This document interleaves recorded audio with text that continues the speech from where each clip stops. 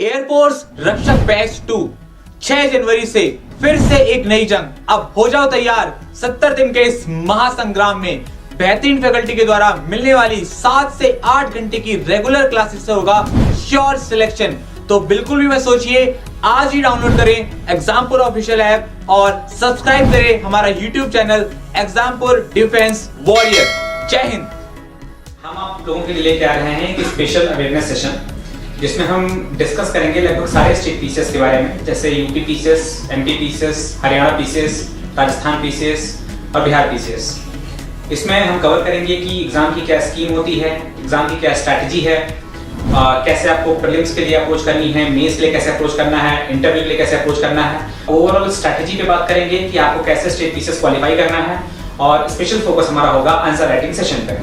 Hello दोस्तों, मैं अभिमन्यु सेठ। इस आंसर राइटिंग सेशन में आपको बताया जाएगा कि कैसे हम आंसर अपने बेहतर बना सकते हैं, कैसे हम जीएस के अपने आंसर बेहतर बनाएंगे, कैसे अपने ऑप्शन के आंसर बेहतर बनाएंगे और कैसे ऐसे आंसर राइटिंग जो होगी आप ऐसे में ज्यादा मार्क्स ग्रैस्प कर सकते हैं। हमारा प्रोग्राम स्टार्ट होगा 7 तारीख से 12 तारीख के बीच में और ये सारे सेशंस लाइव होंगे एग्जामपुर पे।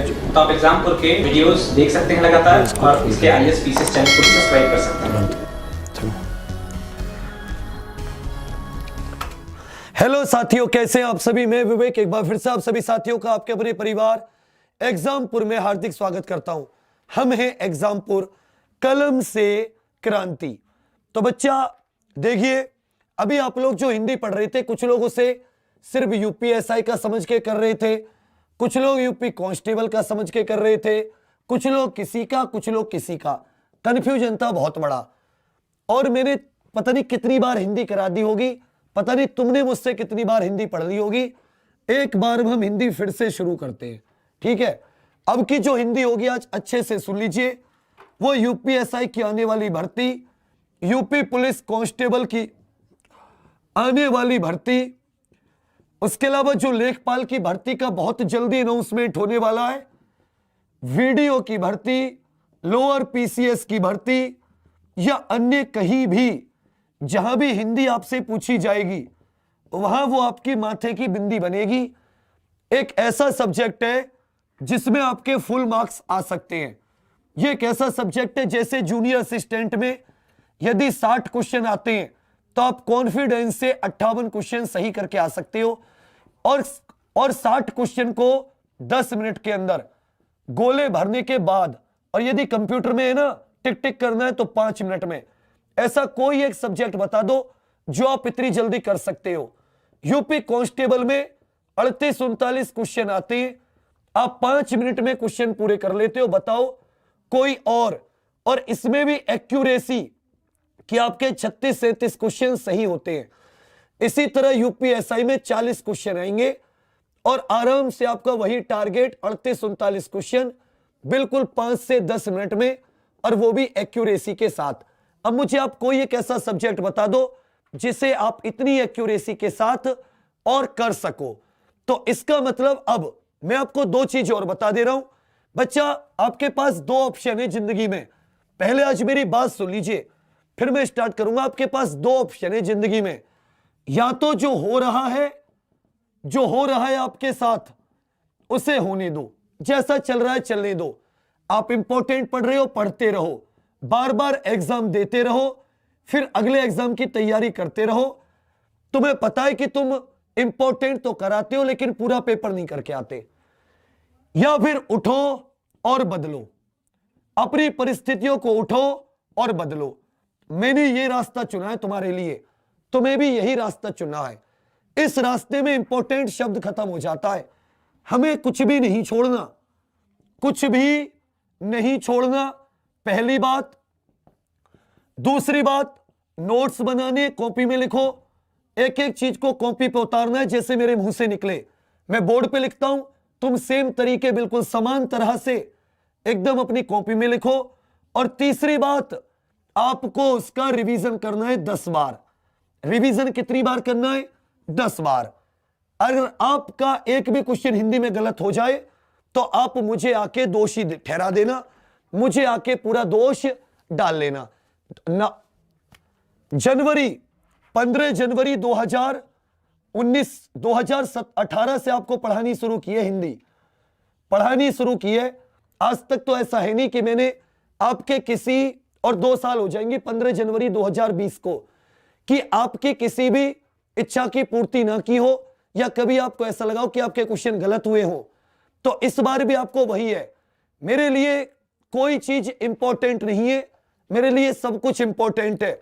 और अब वो भी जान गया पेपर बनाने वाला कि तुम लोग वही इंपॉर्टेंट पढ़ के आते हो।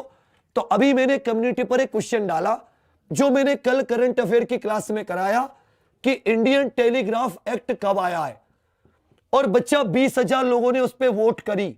और आपको सुनकर अचंभा होगा, 13% का आंसर ठीक है, 13% का उत्तर ठीक है। और 13 में फिर कितने रह गए? 87% गलत आंसर दे रहे हैं। 87%। ये 13% का सिलेक्शन होता है, ये जिंदगी भर एग्जाम देते रहते हैं। तो उठा लो एक प्रतिज्ञा कि जब तक हिंदी में आप मास्टर ना बन जाओ मेरे साथ, तब तक पीछे नहीं हटेंगे। और एक एक चीज को बिल्कुल एक एक सिरे को मजबूत करते हुए आगे बढ़ेंगे। तो जितने लोग तैयार हों वो आहू आहू आहू लिख दें, जिससे कि मुझे पता चल जाए कि आपके अंदर 11,000 वोल्ट का करंट दौड़ रहा है। छूते ही धुआं धुआं कर दोगे, जिसने तुम्हें छू लिया धुआं धुआं, ऐसा वोल्ट दौड़ रहा है, 11,000 वोल्टेज का करंट। तो देखिए बच्चा, सबसे पहले आती है भाषा। क्या आती है? हिंदी एक भाषा है, एक लैंग्वेज है। तो यहीं से स्टार्ट करते हैं। ये जो भाषा शब्द है बच्चा, ये संस्कृत की भाष धातु से बना है। संस्कृत की भाष धातु। अब कहोगे सर ये धातु क्या होती है? तो बच्चा धातु वो शब्द होते हैं जिनसे क्रिया बनती है। क्या बनती है? क्रिया बनती है, या जिनसे काम का होना बताया जाता है। काम का होना या किया जाना बताया जाता है। किया जाना बताया जाता है। नोट करते रहना एक एक चीज को। इस भाष धातु का अर्थ है किसी चीज को कहना या बोलना। इस भाष धातु का अर्थ क्या है कि जब हम कोई, जैसे मैं बोल रहा हूं, जैसे मैं भी क्या कह रहा हूं, आपसे बोल रहा हूं, या मैं आपसे कुछ कह रहा हूं, तो एक बार बताओ, मैं पूछूं मैं क्या काम कर रहा हूं, मैं कौन सा काम कर रहा हूं, तो आप कहोगे सर आप बोलने का काम कर रहे हो, आप कहने का काम कर रहे हो, आप भाषण देने का काम कर रहे हो। भाषण मतलब कुछ बातें आप बोल रहे हो, भाष माने कहना। तो संस्कृत की भाष धातु से इसकी उत्पत्ति हुई है कि जब हम किसी चीज को बोलते या कहते हैं तो जिन ध्वनियों का हम उपयोग करते हैं उसे हम भाषा कहते हैं। बच्चा, भाषा की जरूरत क्यों पड़ी? आप जानते हो मनुष्य एक सामाजिक प्राणी है। वो अपने समाज में, अपने परिवार में, अपने आस पड़ोस एक दूसरे से बात करता है, एक दूसरे के बारे में जानता है, एक दूसरे पर निर्भर रहता है। अर्थात मनुष्य एक सामाजिक प्रणाली है, सामाजिक प्राणी है।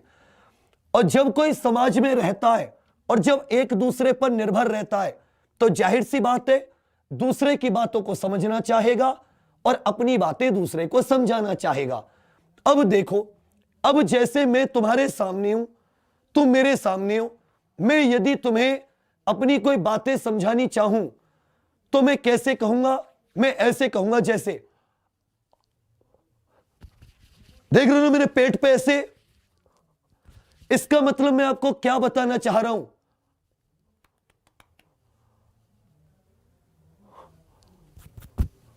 तो आप देख रहे हो, जब मैंने पेट पर हाथ फेरा और मैंने ऐसे कहा तो तुमने अंदाजा लगाया कि मैं आपसे भोजन की बात कर रहा हूं, मैं आपसे खाने की बात कर रहा हूं। जब मैंने ऐसे किया और ऐसे, तो आपको पता चला मैं पीने की बात कर रहा हूं, मैं पानी पीने की ही बात कर रहा हूं आपसे मैं कुछ और कोल्ड ड्रिंक या कुछ और दूसरे ड्रिंक तो नहीं मांगूंगा। नॉर्मली आदमी पीने की बात करता है। तो सामाजिक प्रणाली है, सामाजिक प्राणी है, अपने समाज में उसको एक दूसरे से संपर्क रखना पड़ता है। अब उसके पास दो थे कि उसको संपर्क रखने के लिए कोई साधन चाहिए। जैसे आप मम्मी पापा से घर पे संपर्क रख पाते हो, आप किसी दूसरे शहर या दूसरे कस्बे में बाहर रहते हो, आप अपने घर पे संपर्क रख पाते हो कैसे? इस मोबाइल फोन के द्वारा। यह मोबाइल फोन आपका साधन है जिसके द्वारा आप अपने मम्मी पापा से संपर्क रख पाते हो। आपने फोन मिलाया, हेलो मम्मी जी नमस्ते, ऐसे होता है ना। तो इसी तरह आप अब अपने समुदाय में, अपने समाज में आपको संपर्क करना है तो आपके पास कोई साधन होना चाहिए। तो वही है बच्चा, भाषा वह साधन आपको मुहैया कराता है। भाषा वह साधन है जिसके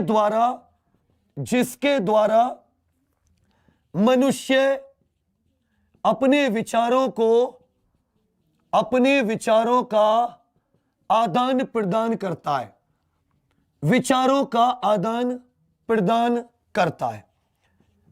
मनुष्य अपने विचारों का आदान प्रदान जिस साधन के द्वारा करता है, जिस साधन का वो इस्तेमाल करता है, वो क्या होती है बच्चा? भाषा होती है। अब भाषा के दो रूप हो सकते हैं।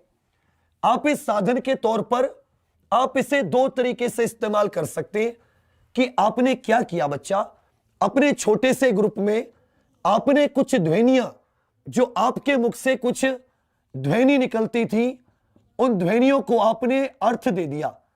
क्या दे दिया? अर्थ दे दिया। कहने का मतलब, जैसे शुरुआत में आपने टेंगो चार्ली पिक्चर देखी है, अजय देवगन और बॉबी देओल की टेंगो चार्ली पिक्चर है। तो टेंगो चार्ली पिक्चर में वो लोग कैसे कैसे बात करते थे, जो आतंकवादी होते थे।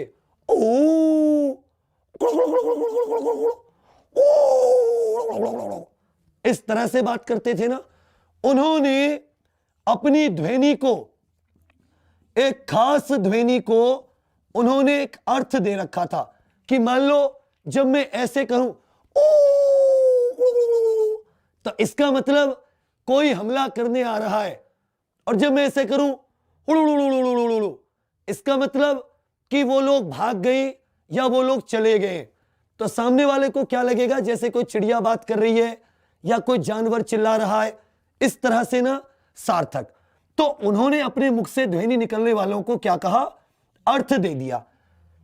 तो वो उस तरह की हो गई।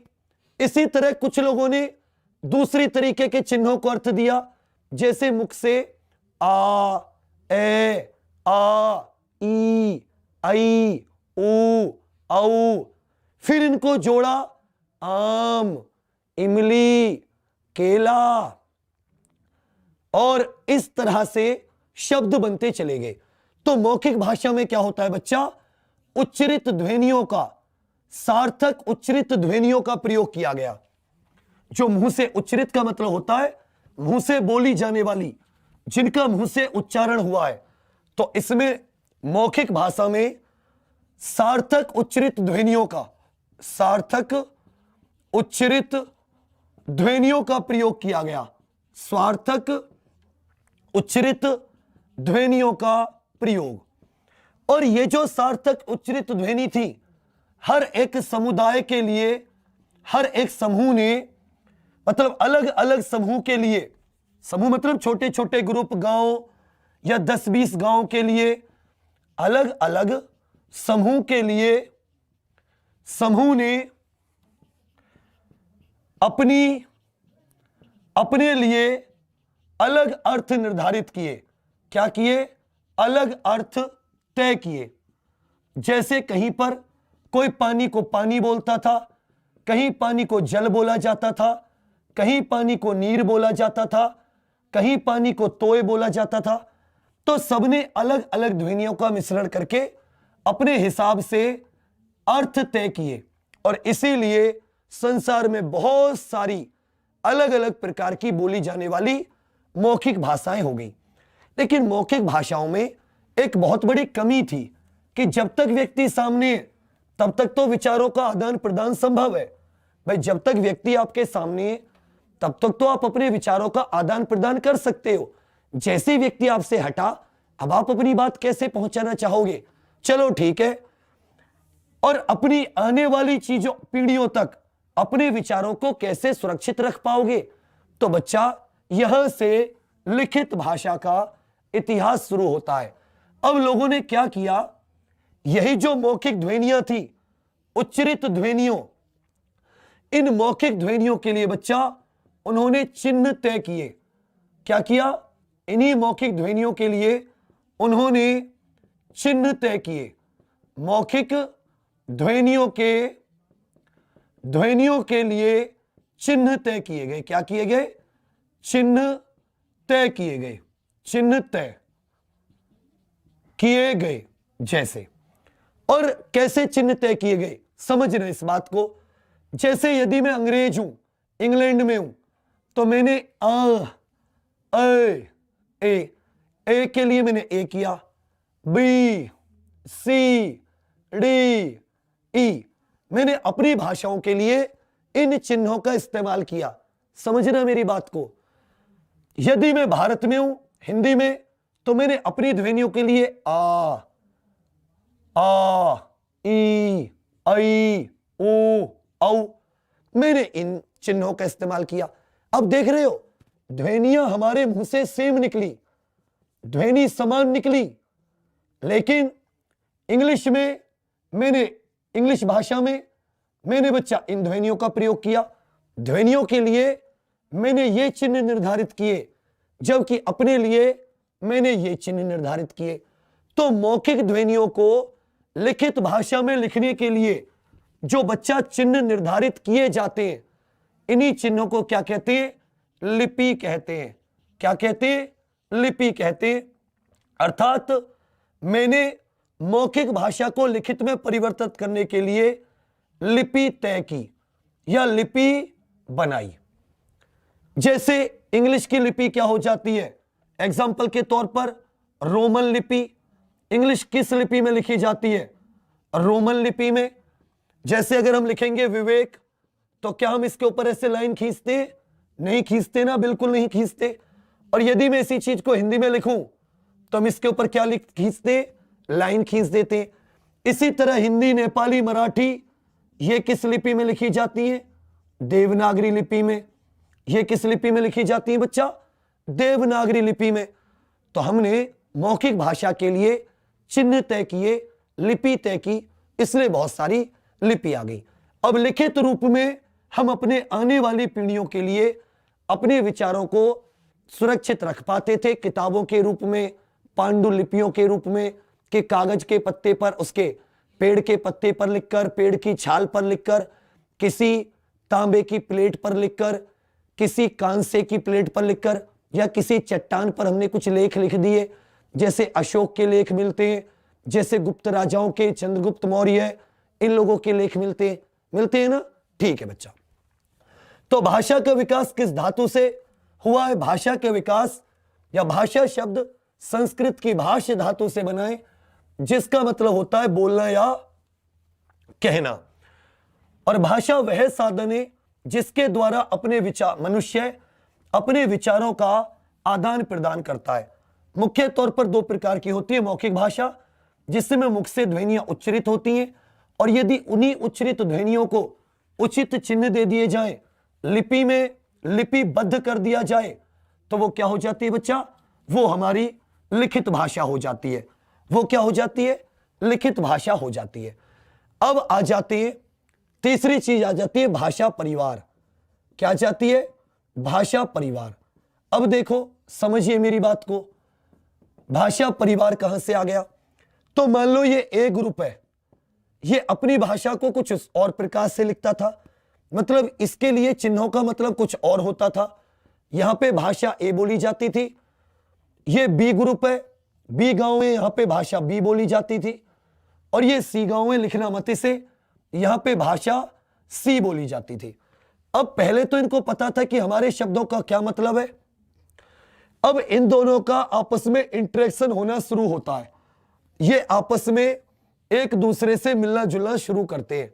भाई जैसे जैसे डेवलपमेंट बढ़ा, जैसे जैसे मनुष्य का विकास हुआ, तो एक दूसरे शहर में आना जाना शुरू हुआ, तो एक दूसरे के जो शब्द थे, एक दूसरे के लिए जो उन्होंने अर्थ निर्धारित किए थे ध्वनियों के, वो अर्थ भी एक से दूसरे शहर पहुंचे, एक से दूसरे शहर पहुंचे। तो देखने में क्या आया कि एक दूसरी जो भाषाएं होती हैं उनमें से कुछ भाषा, जैसे भाई मैं ये कहूं कि मेरा एक परिवार है, मेरा परिवार कैसे, मेरे चाचा जी हैं और मेरे दादाजी के भाई, मेरे परदादा जी के भाई वगैरह होंगे। तो एक पीढ़ी में कुछ ना कुछ रिश्ता है ना कोई हमारा पूर्वज एक जैसा था। तो इन कुछ क्या हुआ कि कुछ भाषाओं में समानता देखने के लिए मिलती है। कुछ भाषाओं में क्या होती है? समानता देखने के लिए मिलती है, समानता देखने के लिए मिलती है। और जिन भाषाओं में समानता देखने के लिए मिलती है, इसका मतलब हो सकता है उनका विकास किसी एक भाषा से हुआ हो, किसी एक भाषा से, भाई हो सकता है कि उनका विकास किसी एक भाषा से हुआ हो। तो जिन भाषाओं में समानता देखने के लिए मिलती है, उन सभी भाषाओं को एक भाषा परिवार की भाषा कहते हैं। उन सभी को एक भाषा परिवार में रख देते हैं, एक भाषा परिवार में रख देते हैं, एक भाषा परिवार में रखते हैं। समझिएगा इस बात को। अब मैं कुछ चीजें बता रहा हूं, जैसे एक भाषा परिवार है जिसकी भाषाएं भारत में भी बोली जाती हैं और उसकी जो है वो यूरोप में भी बोली जाती हैं। और भारत और यूरोप में बोली जाने के कारण इसको भारोपीय भाषा परिवार कहा जाता है। क्या कहा जाता है? भारोपीय भाषा परिवार। तो उसकी कुछ भाषाओं में मैं आपको अंतर बता रहा हूं, उसकी कुछ भाषाओं में मैं क्या बता रहा हूं आपको? कुछ अंतर बता रहा हूं। आप देखिएगा, आपको निश्चित रूप से क्या आएगा? मजा आएगा। जो भाषा परिवार की भाषा है, जब मैं उनको लिखूंगा तो आपको निश्चित रूप से क्या आएगा बच्चा? आपको मजा आएगा। मेरी बात आपको समझ में आ रही है?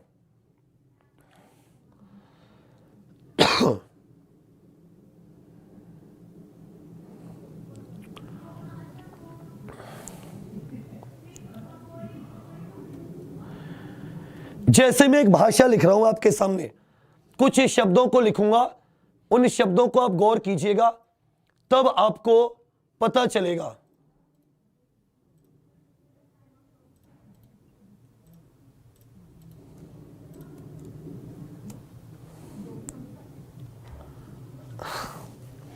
एक सेकंड दीजिएगा मुझे।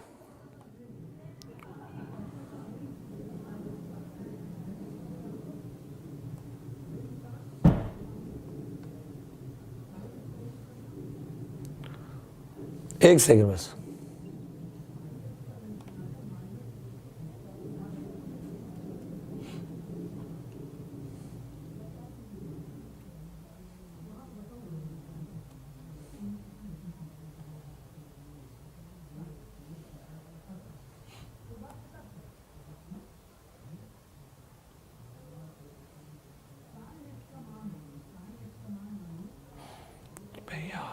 कहाँ चला गया?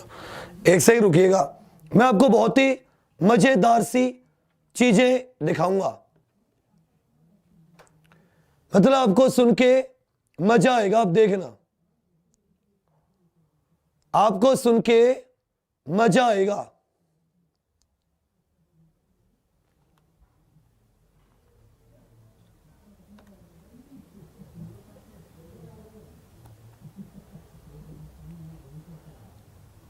बहुत मारूंगा, आ जाओ। चलिए, जैसे एक आप देखना, ये हमारी हिंदी हो गई। क्या हो गई? हिंदी। और मैं अंग्रेजी, दोनों में आपको कुछ मतलब दिखाना चाहता हूं। हिंदी में आप माता को क्या कहते हो?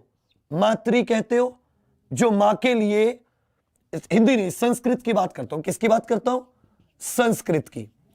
संस्कृत और अंग्रेजी में आप समानताएं देखना। संस्कृत में माता के लिए आप किसका इस्तेमाल करते हो? मातृ का इस्तेमाल करते हो। और अंग्रेजी में आप इसी के लिए क्या कहते हो? मदर। मातृ, मदर, मातृ, मदर। कुछ कुछ दिख रहा है। पापा के लिए आप पितृ का इस्तेमाल करते हो ना। यहां पे आप पापा के लिए क्या कहते हो? फादर। क्या कहते हो? Father, father. इसी तरह संस्कृत में आप भाई के लिए क्या इस्तेमाल करोगे? भ्राता। एक शब्द होता है ना भ्राता। संस्कृत में आप भाई के लिए एक भ्राता शब्द इस्तेमाल करते हो। यही चीज जब आप अंग्रेजी में करोगे तो क्या हो जाएगा? ये हो जाएगा बच्चा ब्रदर। तो एक चीज आपको दिख रही होगी कि त्रि को वो दर बना दे रहे हैं। जो हमारे त्रि होता था इसको वो क्या बना देते हैं? दर बना देते हैं। ब्रदर, मातृ, मदर, पितृ, फादर, भातृ, ब्रदर। तो इस तरीके से देखने में लगा। इसी प्रकार जब आप जर्मनी, फ्रांस, स्पेनिश या यूरोप की अन्य भाषाएं देखोगे तो आपको पता चलेगा कि उनमें बहुत ज्यादा समानताएं हैं। तो वो भारत और यूरोप में बोली जाती हैं, दोनों में समानताएं। तो हमने क्या कही बच्चा? भारोपीय भाषा परिवार, हमने उसे नाम दे दिया। तो अब आ जाते यहीं से हम भारत में भाषा परिवार। क्या जाते बच्चा? भारत में भी ऐसी बहुत सारी भाषाएं हैं। हिंदी पर हम आएंगे, एक एक पॉइंट को क्लियर करते रहेंगे और हम हिंदी पर भी पहुंचेंगे। बच्चा ज्ञान मिलेगा बस। और एक बार तुमने ज्ञान ले लिया ना, फिर तुम्हें सब कुछ मिल जाएगी। अब क्या आते हैं? भाषा परिवार भारत में। तो यदि आप भारत की जितनी भी भाषाएं बोली जाती हैं उनमें यदि समानताएं ढूंढोगे तो आपको मुख्य तौर पर 6 भाषा परिवार मिलेंगे। कितने भाषा परिवार? 6 भाषा परिवारों की भाषाएं। अर्थात जितनी भी भारत में भाषाएं बोली जाती हैं उन सबको जब अपने ग्रुप में लाए, उनमें समानताएं ढूंढनी शुरू की तो आपको 6 भाषा परिवार मिलेंगे। पहला हो जाता है इंडो आर्यन या इंडो आर्यन भाषा परिवार। इंडो आर्यन भाषा परिवार यह भारोपीय भाषा परिवार का ही एक हिस्सा है। यह किसका हिस्सा है? भारोपीय परिवार की एक शाखा है। भारोपीय भाषा परिवार की एक शाखा है।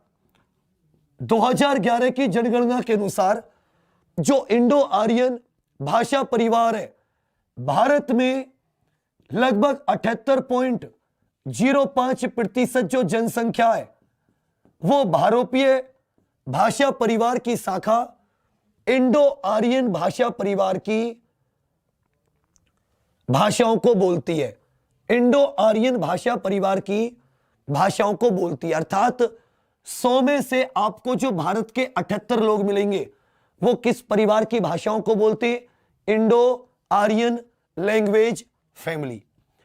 दूसरा एक मुख्य भाषा परिवार जो भारत में वो है द्रविड़ भाषा परिवार। कौन सा परिवार है बच्चा? द्रविड़ भाषा परिवार। यह दक्षिण भारत में जो आपको तमिल, तेलुगु, कन्नड़, मलयालम ये जितनी भी भाषाएं आपको देखने के लिए मिलती हैं इन्हें बोलने वालों की संख्या 19.64% है। तो कहने का मतलब भारत में मुख्य तौर पर लगभग आप इसे 98% कह सकते हो इन 2 भाषा परिवारों की ही भाषा बोली जाती है जो एक दूसरे से मिलने वाली है। इसके अलावा 4 और पाई जाती है।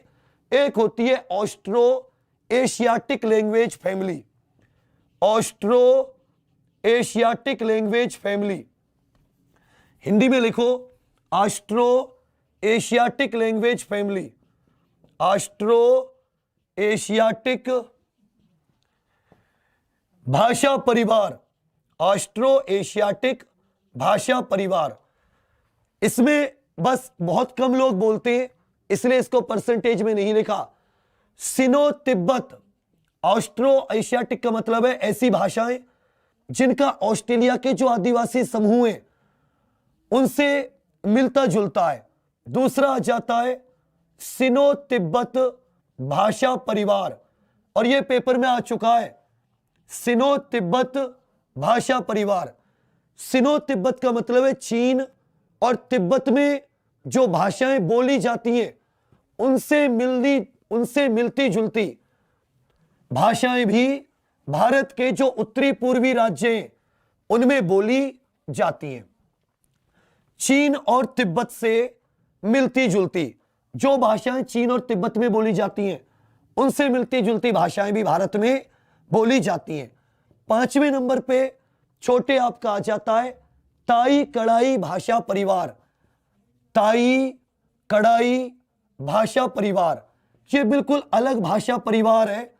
जो ताई कड़ाई भाषा परिवार, इसको इंग्लिश में लिख दिया जिससे कि आपको परेशानी ना हो। जो हमारे यहां मध्य भारत है, सेंट्रल इंडिया, वहां के कई आदिवासी समूह हैं जो इस प्रकार की भाषाओं को बोलते हैं। उसके अलावा आ जाता है ग्रेट अंडमानीज भाषा परिवार। जो अंडमान निकोबार है ना हमारा, तो ग्रेट अंडमानीज भाषा परिवार, वहां पे जो भाषाएं बोली जाती हैं वो अलग ही प्रकार की हैं, वो इन बाकी पांचों से मिलती जुलती नहीं है, तो हमने उसको छठा भाषा परिवार दे दिया। तो मुख्य तौर पर देखोगे तो भारत में आपको 6 भाषा परिवार मिलते हैं, जिनमें से दो इंडो आर्यन और द्रविड़ भाषा परिवार, इसकी सबसे ज्यादा बोलने वाली जनसंख्या है।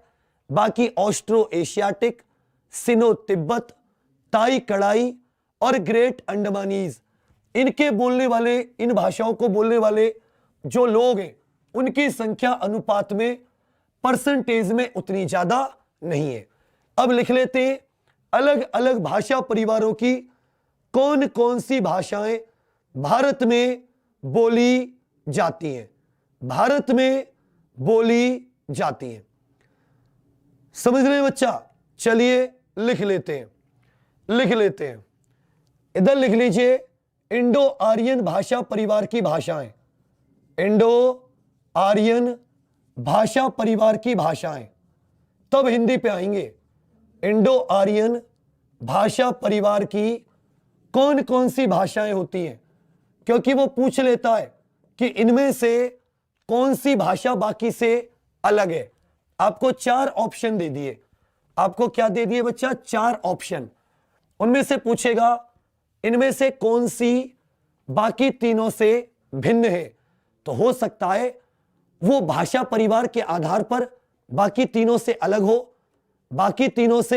अलग हो। तो जैसे इसमें आ जाती है सबसे बड़ी हिंदुस्तानी, जिसे आप हिंदी कहते हो। क्या कहते हैं बच्चा? हम इसे हिंदी कहते हैं। क्या कहते हैं? हिंदी।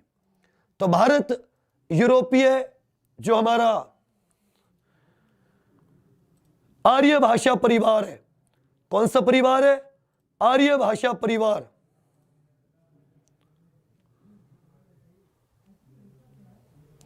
इसकी लिख लीजिए बच्चा संस्कृत हिंदी।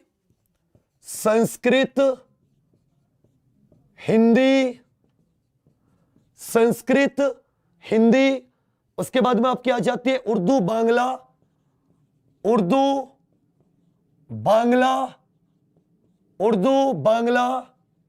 कश्मीरी, संस्कृत हिंदी उर्दू बांग्ला कश्मीरी, सिंधी पंजाबी नेपाली, सिंधी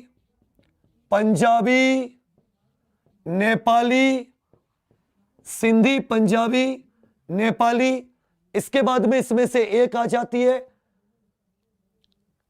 असमिया गुजराती मराठी,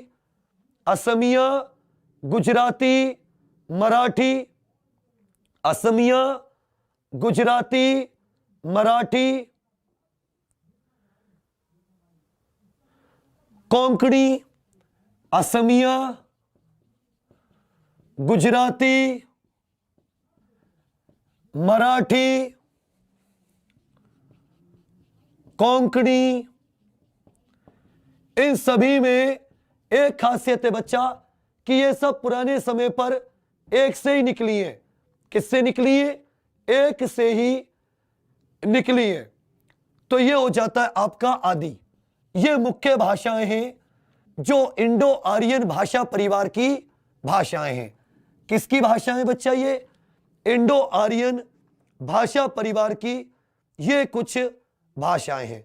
आगे बढ़े, उसके बाद में आगे आ जाता है जब हम बात करते हैं सेकंड कि भारत में और कौन सा भारत देख पाया जाता है, तो आगे आ जाते हैं बच्चा द्रविड़ भाषा परिवार।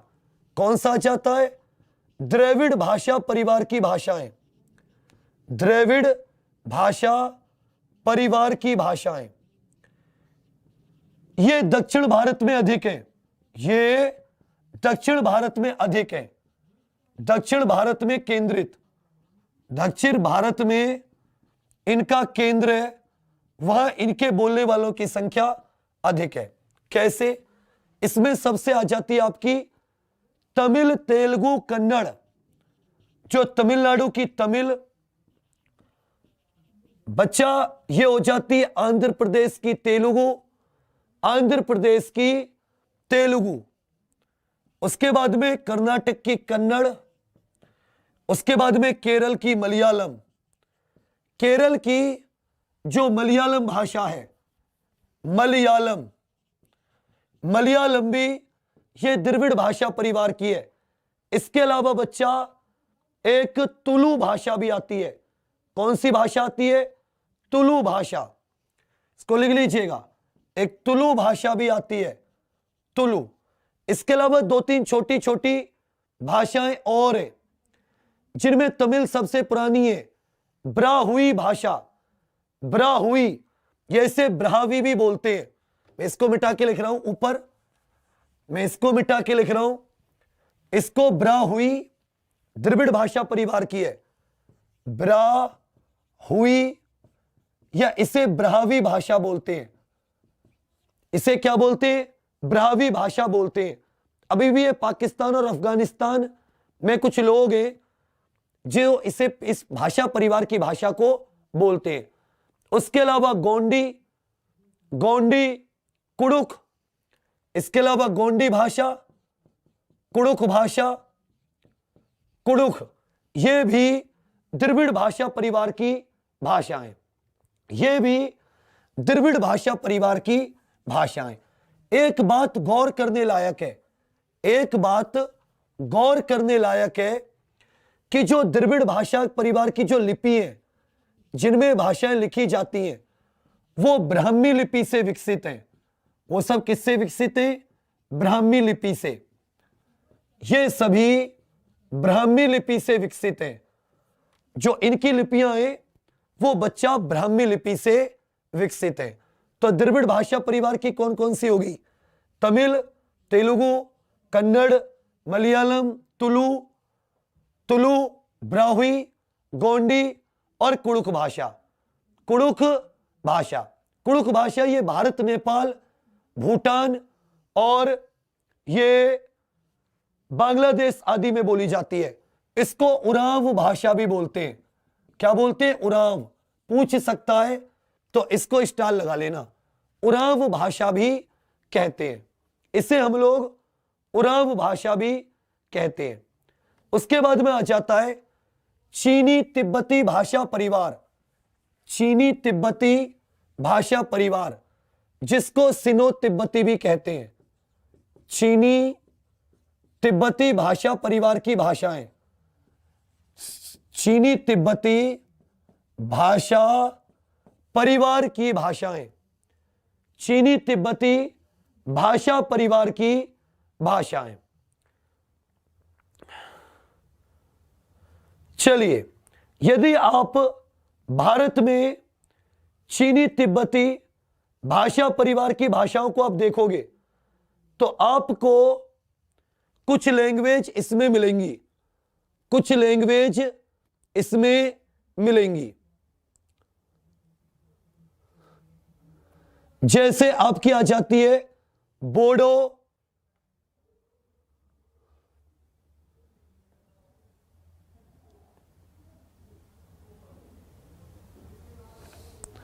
एक सेकंड, भारत में जो बोली जाती है उसकी निकाल लेता हूं कि भारत में इनकी कौन कौन सी बोली जाती है? तो ये बच्चा नाग भाषा जो होती है, कौन सी होती है? नाग भाषा, उनकी हम लोग बात कर सकते हैं। जैसे इसमें आ जाता है आपका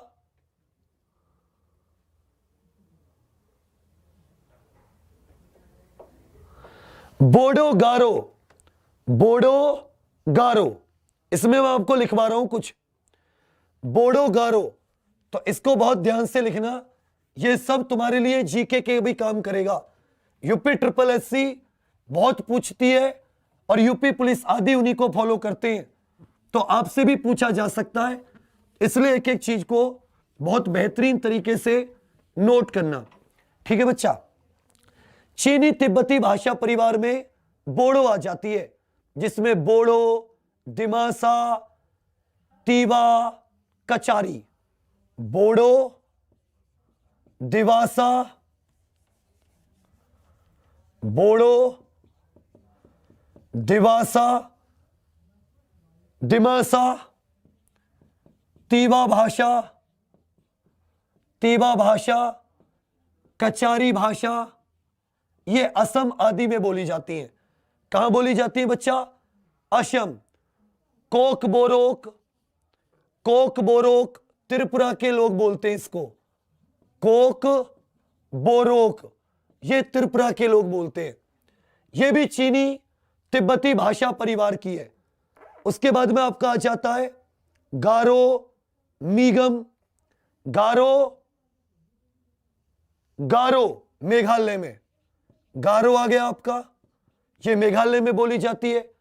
उसके बाद में आपकी आ जाती है कोच, रूगा और राभा, कोच, रूगा और राभा, ये भी भारत के उत्तरी पूर्व में बोली जाती हैं। ये भी भारत के उत्तरी पूर्व में बोली जाती है। उसके बाद में आ जाता है आपका मोरान। क्या जाती है बच्चा? मोरान। क्या जाती है? मोरान। क्या जाती है बच्चा? मोरान भाषा, मोरान। ये चीनी तिब्बती भाषा परिवार की भारत में बोली जाने वाली कुछ भाषाएं, बोडो, दिमासा, तीवा, कचारी, कोकबोरोक, गारो, कोच, रूगा और राभा। उसके बाद में आ जाते हैं बच्चा, उसके बाद में आ जाते हैं आपके ऑस्ट्रो एशियाटिक भाषा परिवार, ऑस्ट्रो एशियाटिक भाषा परिवार, ऑस्ट्रो एशियाटिक भाषा परिवार। इसमें देख लेते हैं, लिख लीजिए ऑस्ट्रो एशियाटिक, ये बहुत इंपॉर्टेंट चैप्टर है। कुछ लोगों को मजा नहीं आ रहा होगा, पर मैं फिर कह रहा हूं, मजे के चक्कर में तुमने अपनी पता नहीं कितने साल बेकार कर लिए। ऑस्ट्रो एशियाटिक भाषा परिवार, तो ऑस्ट्रो एशियाटिक भाषा परिवार की जो भाषाएं, इनमें सबसे फेमस है बच्चा, इसमें सबसे फेमस है संथाली। कौन सी है? संथाली, जो संथाल जनजाति बोलती है, संथाली। उसके बाद में आ जाता है हो, यह मध्य भारत की भाषा है, मुंडारी, संथाली, हो, मुंडारी, खड़िया, सावरा, खड़िया, सावरा, खड़िया, सावरा, खासी, जो मेघालय के खासी होते हैं ना, खासी, मेघालय की जो खासी भाषा है, मेघालय की जो खासी भाषा है, वो भी बच्चा यहीं से निकली है, वो भी यहीं से निकली है। समझ रहे हैं आप? वो भी यहीं से निकली है, ऑस्ट्रो एशियाटिक। उसके बाद में एक और भाषा परिवार आता है जिसको बच्चा अंडमानी भाषा परिवार कहते हैं। इसके अलावा अंडमानी के अलावा भी एक दो हैं, जैसे हमारा हो जाता है टाई कड़ाई लैंग्वेज फैमिली, टाई कड़ाई लैंग्वेज फैमिली,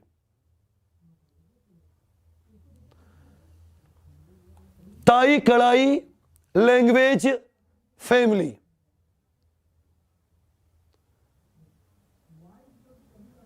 इसमें कुछ है जिनको बोला जाता है, और अंडमानीज जो भाषा परिवार है वो हमारा अंतिम हो जाता है। कौन सा हो जाता है? जो अंडमानीज भारत परिवार है, इसमें आ जाता है बच्चा अंडमानी, ग्रेट अंडमानी, ओंगे, जारवा। अंडमानी, ग्रेट अंडमानी, ये वाली भाषा, जारवा इसको लिख देते हैं। अंडमानीज, ग्रेट अंडमानीज भाषा परिवार की भाषाएं, इसमें आ जाती हैं आपकी 2-3 भाषाएं, अंडमानी, ग्रेट अंडमानी, अंडमानी, ग्रेट अंडमानी, ओंगे, जारवा। ग्रेट अंडमानी, ओंगे और जारवा भाषा परिवार, जारवे भाषा, ये भारत की कुछ प्रमुख भाषाएं हैं, जो हालांकि वो ताई कड़ाई भी बोली जाती है लेकिन बहुत ही कम उसमें बोली जाती है। ताई कड़ाई किस में बोली जाती है? बहुत ही कम क्षेत्र में बोली जाती है। तो अभी हमने ये देखा कि कौन कौन सी भाषा बोली जाती है। अभी हम लिखने की बात नहीं कर रहे, अभी हम लिखने की बात नहीं कर रहे हैं, अभी हमने बिल्कुल भी लिखने की बात नहीं कर रहे हैं।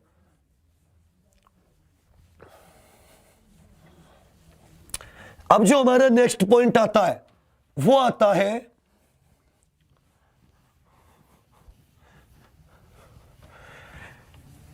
बताइए विश्व में सबसे अधिक बोली जाने वाली भाषा। विश्व में सबसे अधिक बोली जाने वाली, सबसे अधिक बोली जाने वाली, और 2019 के आंकड़ों के हिसाब से सबसे अधिक बोले जाने वाली 5 भाषाएं बताइए जो सबसे ज्यादा बोली जाती हो। वर्ल्ड में जो सबसे ज्यादा बोली जाती है वो कौन सी है बच्चा? जो पूरे वर्ल्ड में सबसे ज्यादा बोली जाती है वो आपको 5 भाषाएं बतानी है। क्या बतानी है बच्चा? 5 भाषाएं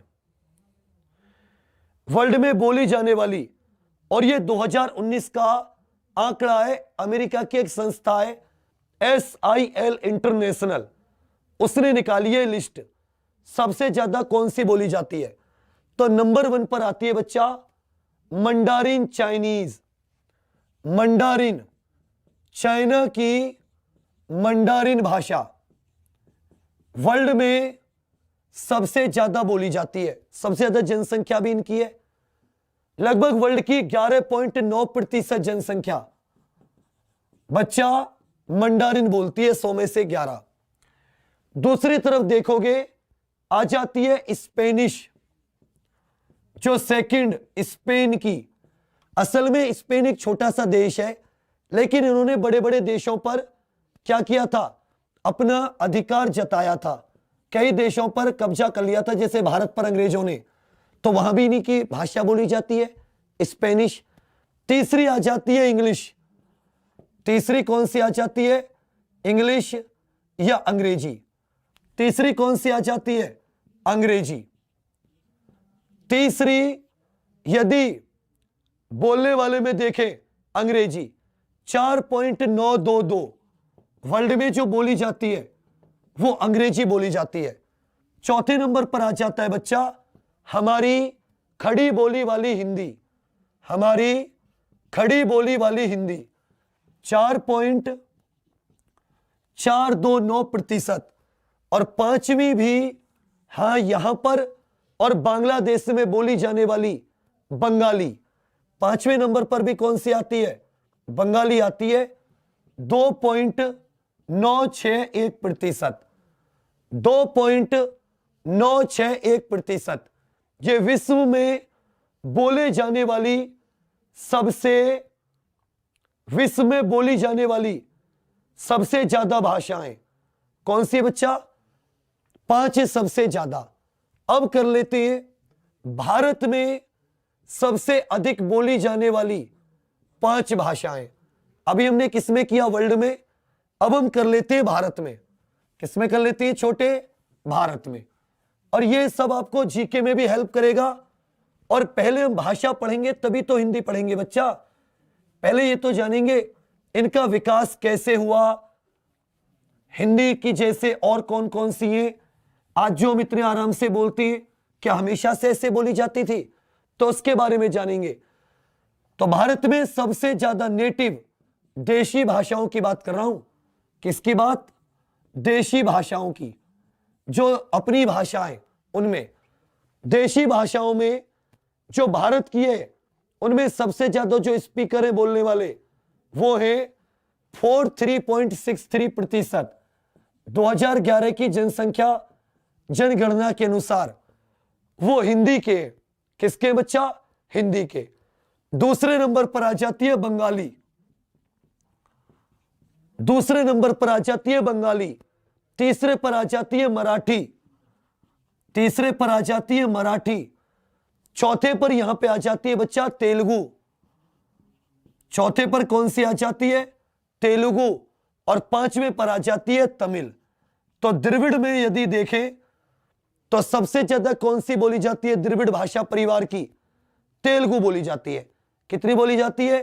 तेलुगु 8.30, 7.09, 7.09, 6.93 और 5.89। उसके अलावा और भी कई सारी हैं। तमिल हो गई, गुजराती, उर्दू, कर्नाटक, उड़िया, मलयालम, पंजाबी। संस्कृत 0.001। तो भारत में सबसे अधिक जो बोली जाने वाली देशी भाषाएं, भारत की जो भाषाएं, उनमें सबसे number 1 Hindi, number 2 Bengali, number 3 Marathi, number 4 Telugu, number 5 Tamil. अब आ जाता है रिवीजन टाइम। क्या जाता है? रिवीजन। बताइए भाषा शब्द की उत्पत्ति, भाषा शब्द की उत्पत्ति संस्कृत की किस धातु से हुई है और उस धातु का अर्थ क्या होता है? किस धातु से उत्पत्ति हुई है और उसका अर्थ क्या होता है? उसका अर्थ क्या होता है? भाषा को परिभाषित कीजिए। भाषा शब्द की परिभाषा दीजिए। भाषा शब्द की परिभाषा दीजिए। भाषा शब्द की परिभाषा क्या है? भाषा क्या होती है? चलिए, लिखित भाषा में मौखिक ध्वनि को, मौखिक ध्वनियों को लिखित रूप में, मौखिक ध्वनियों को लिखित रूप में व्यक्त करने के लिए जो चिन्हों का इस्तेमाल किया जाता है उन्हें क्या कहते हैं? आगे आपको बतानी है। हो,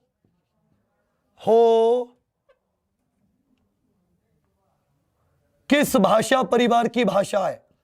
हो किस भाषा परिवार की भाषा है? हो किस भाषा परिवार की भाषा है, वो आपको देखना है। हो किस भाषा परिवार की भाषा है। आगे आपको बताना है। मैं 4 लिख रहा हूं। पंजाबी आपको अलग करनी है इसमें से एक। कश्मीरी, पंजाबी, कश्मीरी, नेपाली, कुरुख। पंजाबी, कश्मीरी, नेपाली, कुरुख। इन चारों में से जो एक बाकी से अलग है उसे बताइए। इन चारों में बाकी 3 के जैसी नहीं है। एक भाषा बाकी की 3 की जैसी नहीं है, तो आप उसको बताइए। बाकी के 3 की जैसी नहीं है। बाकी के 3 की जैसी नहीं है। आगे आ जाता है, बहुत अच्छे। कार्बी, कार्बी लेप्चा, कार्बी लेप्चा, बोडो, ये किस भाषा परिवार से संबंधित है? ये किस भाषा परिवार की भाषा है? ये किस भाषा परिवार की भाषाएं? ये किस भाषा परिवार की भाषाएं? ये बच्चा किस भाषा परिवार की भाषाएं? बताइए।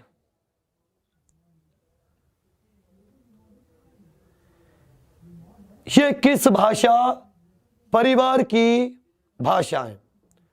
बहुत शाबाश।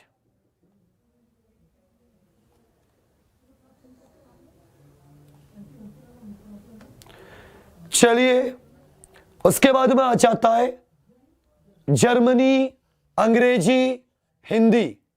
जर्मनी, अंग्रेजी, हिंदी, ये किस भाषा परिवार की भाषा है? अब मैं नंबरिंग कर देता हूं, 1 2 3 4 5 6 7 8 9 और 10। 5 मैं बताऊंगा, 5 तुम्हें बताने हैं। पहला, दूसरा, तीसरा, नहीं तीसरा मैं बता देता हूं।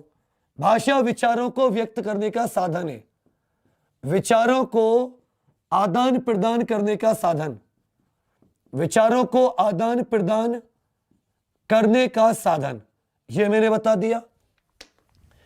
भाषा शब्द की उत्पत्ति भाष धातु से हुई है, जिसका अर्थ होता है कहना या बोलना, तो 3 बता दिए, 3 बता दिए। मौखिक ध्वनि को लिखित रूप में व्यक्त करने के जो चिन्ह होते हैं उसे लिपि कहते हैं, यह भी बता दी। इसे लिपि कहते हैं, यह भी मैंने आंसर दे दिया। अब बाकी आपको आंसर देने हैं। बाकी जितने क्वेश्चन आपके सामने हैं, इनको मैंने बता दिया, उन्हें हटा दे रहा हूं। बाकी इन क्वेश्चनों का आंसर आपको कमेंट्स करके बताना है। देखिए, मैं फिर से कह रहा हूं, ज्ञान पर पढ़ना एकदम ज्ञान आधारित होनी चाहिए। इससे भागना मत, कुछ भी छोड़ना मत, कुछ भी छोड़ना मत। पहली बात, नोट्स बनाना। तीसरी बात, रिवीजन करना उन नोट्स का जरूर। और चौथी बात, मेरे शेरों, मेहनत से मत घबराना, मेहनत से मत घबराना। बच्चा, हमारे पास ये कलम है, हम जिन परिवारों से आते हैं सिर्फ इसके दम पर हम उनकी परिस्थितियों को बदल सकते हैं। इन क्वेश्चनों के उत्तर आपको कमेंट में देने और साथ में ये भी बतानी है क्लास कैसी लगी। और अभी 9 बजे यूपी जीके शुरू हो रही है, फिर 10 बजे आपकी मैथ की क्लास है, 10 बजे आपकी संयुक्त रूप से मैथ की क्लास है। एक बात आप गौर कर लीजिएगा, बहुत ही अच्छे से टिक लगा लीजिए कहीं पर अपनी कॉपी में कि 13 जनवरी की शाम 6 बजे से 13 जनवरी की शाम 6 बजे से 14 की सुबह 6 बजे तक जन्म दिवस स्पेशल 2019 का पूरा करंट अफेयर आपको कराया जाएगा 12 घंटे की धुआंधार मैराथन क्लास में, बिना रुके बिना थके। तो क्या आप सभी लोगों को क्लास अच्छी लगी? उत्तर कमेंट में बता देना। मस्त रहना, खुश रहना। अरे बंदे, मेहनत से मत घबराना, क्योंकि मेहनत यदि तुमने कर ली और हिम्मत कर ली तो पहाड़ को भी धुआं धुआं कर दोगे। चलिए फिर, ये मास्टर क्लास है, मस्त लीजिए एक क्लास, खुश रहिए। 9 बजे यूपीजी के, 10 बजे मैथ और 11 बजे भारत की वन रिपोर्ट पोस्टमार्टम क्लास। तब तक के लिए thank you, all the best. जय हिंद, जय भारत, जय एग्जामपुर, कर विजय एग्जामपुर।